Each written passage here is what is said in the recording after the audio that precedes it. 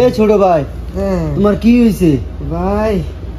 আমার জানটা শেষ ভাই, 3টা দিন ধরে ভাই ওষুধ করে দিচ্ছি। বিদেশের বাড়ি ভাই, অনেক জ্বর তো ভাই। বিদেশের বাড়ি কেউ জিগাও না ভাই। কেউ জিগা না? না ভাই। এ রুম এতটি লোক থাকতে হ্যাঁ কেউ জিগাও না? আমি তো দেখতেছি তুমি শুয়ে রয়েছি ভাই। কি অবস্থা, কি জ্বর রে ভাই সব আর কি অল্প বয়স, এই বয়সে তো কি কষ্ট রে। প্রবাস জীবন আসলে অনেক কষ্ট। অসুস্থ হইলে দেওয়ার মতো লোক নেই।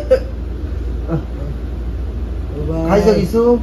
ভাই 3 দিন ধরে খাওয়া দাওয়া করি না। দেখছেন, খাওয়া দাওয়া করে না বলে।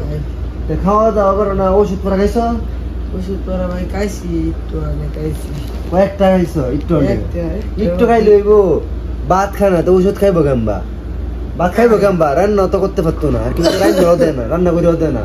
সবাই সবার মতো কাজে গেছে গা। তা আমি তো এই পাশে তাহি, তো আমি তোমাদের মধ্যে দেখি আওয়াজ আই। আসলে হয়েছে কি ভাই, ভিডিওটা কিন্তু আমরা এমনি বানাইতেছিলাম, সে সুস্থই আছে আল্লাহর রহমতে। আসলে সত্যটা তুলে ধরলাম। প্রবাস জীবনে কিন্তু এরকমটাই হয়।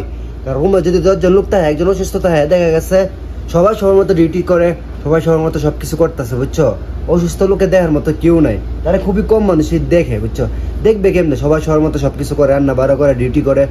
যাই হোক, প্রবাস জীবন কিন্তু অনেক কষ্টের। দেশে থাকলে মা বাপ, যাই হোক ভাই বোন সবাই কিন্তু দেখতো, পাশে থাকতো, মানে ওষুধ পরা খাওয়াইতো।